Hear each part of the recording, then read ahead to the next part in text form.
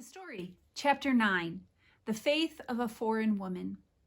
But Ruth replied, "Don't try to make me leave you and go back. Where you go, I'll go. Where you stay, I'll stay. Your people will be my people. Your God will be my God." That's Ruth chapter 1, verse 16. Over time, a great famine came to the land of Israel. Naomi, her husband, and their 2 sons moved to the land of Moab.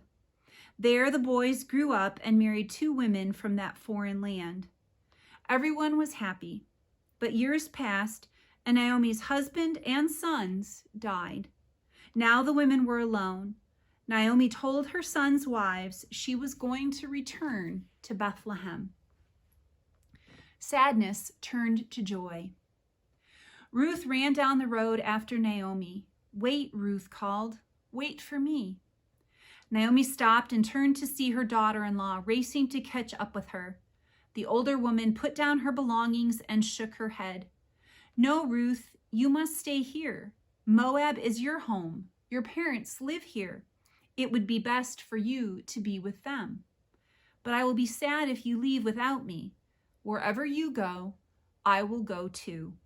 There on the road, Ruth made her choice. She and Naomi had been through so much together. It was time to start a new life. "You are truly a daughter to me," said Naomi. "We will go together." When the 2 women arrived in Bethlehem, all the townspeople welcomed them. They remembered Naomi. They were happy to have her back in their neighborhood. When they learned about Ruth's kindness to Naomi, the people were pleased to be her friend too. Ruth and Naomi made a home in Bethlehem. Even though they were very poor, they thanked God for providing for them. Each day, Ruth tried to find food for herself and Naomi. Her mother-in-law suggested she go into the fields owned by a rich man named Boaz. "He is my relative, and he may help us."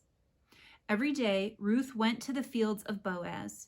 As the harvesters finished cutting the stalks of grain, Ruth followed them to gather what was left behind. One day, Boaz noticed Ruth. Boaz was a generous man. He told his workers to let Ruth gather as much grain as she wanted. He shared his lunch with her and sent home extra food for Naomi. Soon, Boaz and Ruth fell in love. Naomi was grateful to God that Ruth had found a good man to marry. After a while, Ruth and Boaz had a baby named Obed.